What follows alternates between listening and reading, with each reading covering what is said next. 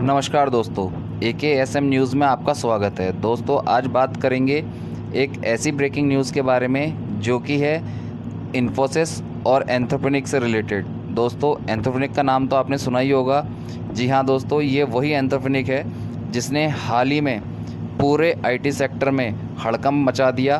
भारत के IT sector से लेकर अमेरिका तक के IT सेक्टर में इसने पूरा आतंक मचा रखा था।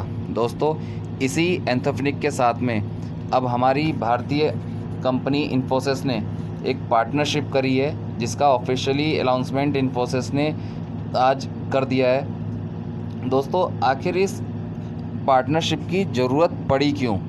आखिर इन्फोसिस को आप लोगों ने देखा ही होगा कि इन्फोसिस का शेयर पिछले एक साल से करीबन 25% तक गिर चुका है, बल्कि उससे ज़्यादा ही गिर चुका है। पर कंपनी ने अब एक ये ऐसा कदम उठाया है जिससे कि कंपनी का पूरा गेम बदल चुका है। दोस्तों कंपनी ने अब एंथ्रोपोनिक के साथ पार्टनरशिप कर ली है, और ये कोई एक नॉर्मल पार्टनरशिप नहीं है। इन दोनों का कोलैबोरेशन अब ये अगले लेवल की AI की तैयारी है, और इसमें जो इनका गेम चेंजर रहेगा दोस्तों वो रहेगा एजेंटिक AI।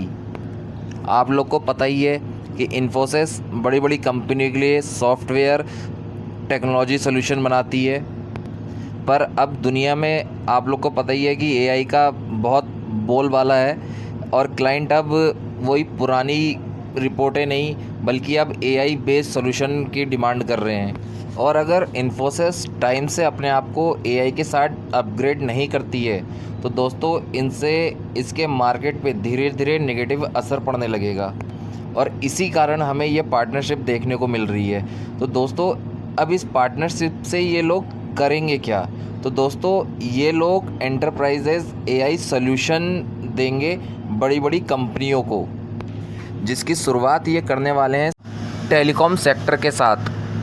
दोस्तों सबसे पहले ये समझते हैं कि ये एजेंटिक AI है क्या, इसका मतलब क्या हुआ। तो दोस्तों एक उदाहरण से समझते हैं कि जैसे आजकल हम क्या यूज़ करते हैं, चैट जीटीपी क्या करता है। चैट जीटीपी से जैसे हम कोई सवाल पूछते हैं वो सीधे हमें बस उसका एक जवाब दे देता है, वो पूरा टास्क कंप्लीट करके नहीं देता। पर अब ये जो एजेंट टाइप सोल्यूशन है यानी AI है, ये क्या करेगा, आप इससे कोई सवाल पूछेंगे तो ये आपको पूरा उसका जानकारी पूरी फाइनल रिपोर्ट टास्क कंप्लीट करके देगा। जैसे खुद डाटा ढूंढेगा, एनालिसिस करेगा। तो इन लोगों ने सबसे पहले टेलीकॉम सेक्टर ही क्यों चुना? तो दोस्तों टेलीकॉम सेक्टर चुनने का मेन रीज़न ये है कि टेलीकॉम सेक्टर के पास सबसे ज़्यादा डाटा होता है, क्योंकि इनके पास कस्टमर की queries, network management, billing system और बहुत सारी चीज़ें, और ये सब बहुत कॉम्प्लिकेटेड होता है। तो अगर इनका AI जो एजेंट AI है, अगर यहाँ पे इनका सक्सेसफुल हो गया तो ये आगे चलकर, हालांकि सक्सेसफुल हो गई क्योंकि एंथ्रोपोनिक एक बहुत बड़ी कंपनी है जो इसी तरह के सॉल्यूशनों पे काम कर रही है। तो अगर इनका ये सॉल्यूशन यहाँ पे काम कर गया, जो एजेंट टाइप ये सॉल्यूशन बना रहे हैं, AI बना रहे हैं, अगर उनका यहाँ पे ये काम कर गया तो दोस्तों ये उसके बाद धीरे धीरे फाइनेंशियल, उसके बाद मैन्युफैक्चरिंग और उसके बाद सॉफ्टवेयर में भी आने का इनका पूरा प्लान है।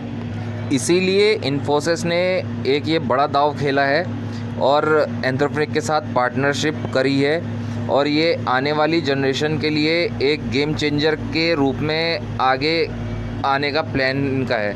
हालांकि इनका प्लान कितना सक्सेस होगा ये तो आने वाले क्वार्टरों में ही पता चलेगा, लेकिन ये तय है कि इन्फोसिस अब AI की रेस में पीछे नहीं रहना चाहती। और जो इन्फोसिस के CEO हैं सलीम पारिक, उन्होंने खुद बताया है कि ये 2030 तक ये AI सॉल्यूशन की ये जो मार्केट है कम से कम 300 से 400 मिलियन डॉलर का हो सकता है। तो दोस्तों ये AI सॉल्यूशन की रेस में इन्फोसिस तो बहुत कुछ करने की सोच रही है, और बाकी IT कंपनियां भी इसके पीछे लगी हैं। वो क्या करती हैं वो तो आने वाला समय ही बताएगा।